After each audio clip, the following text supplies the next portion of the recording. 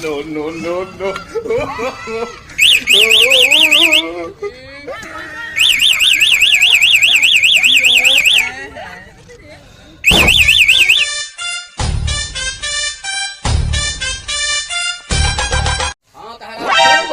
अब रउआ लोग इंतजार के समय खत्म जाहिलपुर पंचायत के मुखिया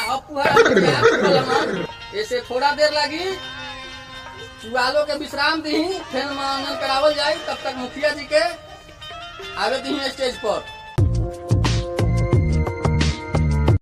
कौन मुखिया को नहीं जानता है? चुआलो नाचेगा चुआलो।